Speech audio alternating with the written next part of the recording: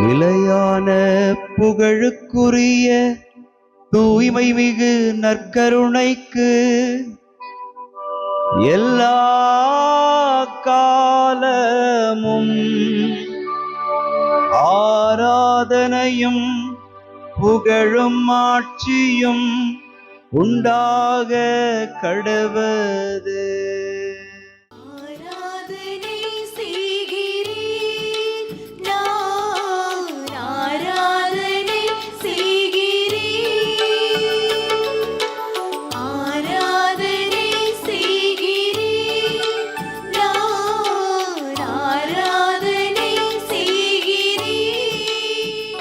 ஆண்டவருக்குள் பிரியமான சகோதர சகோதரிகளே, இன்று நவம்பர் மாதம் 28ஆம் தேதி வியாழக்கிழமை.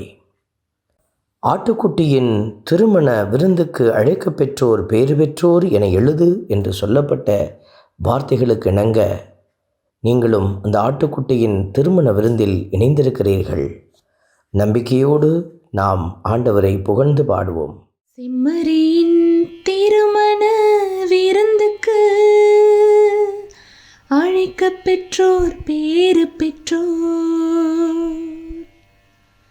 செம்மறியின் திருமண விருந்துக்கு அழைக்கப் பெற்றோர் பேறு பெற்றோர். இன்று திருப்பாடல் 100 நமக்கு அருளப்பட்டிருக்கிறது. திருவெளிப்பாட்டினுடைய வார்த்தைகள் செம்மறியின் திருமண விருந்துக்கு அழைக்கப் பெற்றோர் பேறு பெற்றோர் என்கிற வார்த்தைகளை நாம் பாடி புகழுகிற போது கடவுள் அவருடைய விருந்தில் நாம் இணைந்து இருக்க விரும்புகிறோம் என்பதை அறிந்து கொண்டு அவர் எந்நாளும் நம்மை ஆசிர்வதிக்கிறார். இதோ கல்வாரி மலையில் நமக்காக இரத்தம் சிந்திய இந்த திரு அவையினுடைய ஆழமான நிலையை உறுதி செய்த அந்த ஆண்டவருடைய அடையாளத்திற்கு முன்பாக வீற்றிருக்கிற உங்களை இறைவன் ஆசிர்வதிக்கிறார். நன்றியோடு ஆண்டவரை புகழ்ந்து பாடுவோம். செம்மறியின் திருமண விருந்துக்கு அழைக்கப் பெற்றோர் பேறு பெற்றோர்.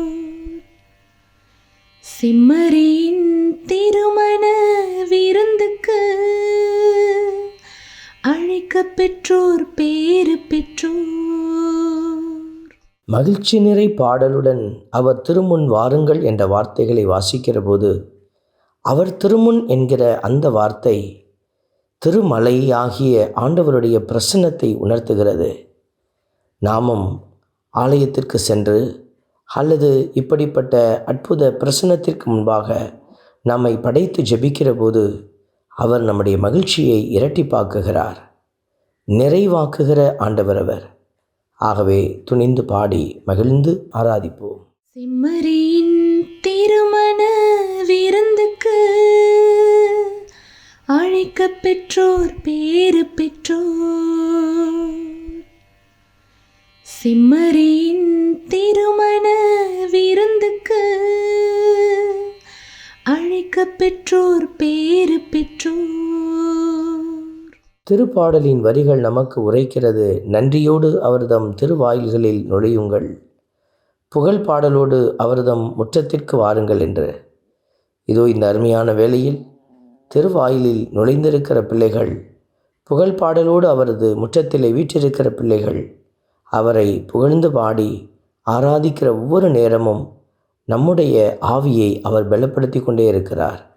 உங்களுக்குள்ளே இருக்கிற ஆவியை இன்று பலப்படுத்துகிற ஆண்டவர் இந்த நாளில் மட்டுமல்ல, இனி வருகிற நாளிலும் நீங்கள் சந்திக்க போகிற எல்லா காரியத்தையும் அவர் வெற்றியாக்குகிறார்.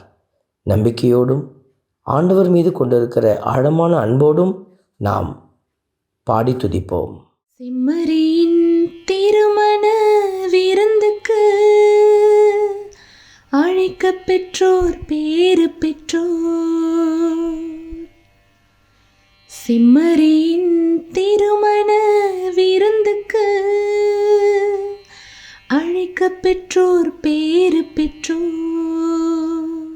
அன்பின் பரமபிதாவே, வேத வார்த்தைகள் எங்களுக்கு உரைக்கிறது.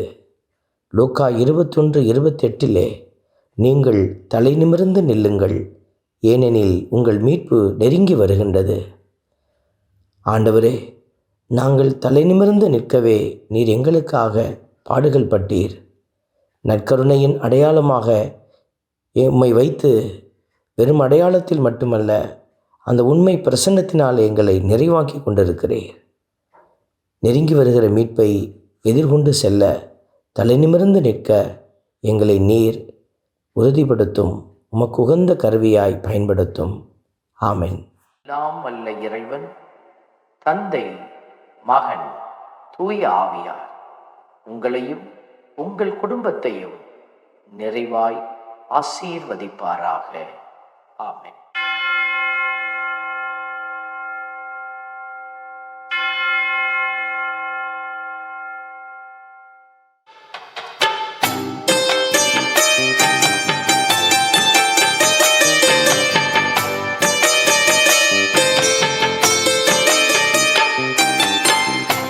கருணை நாதரே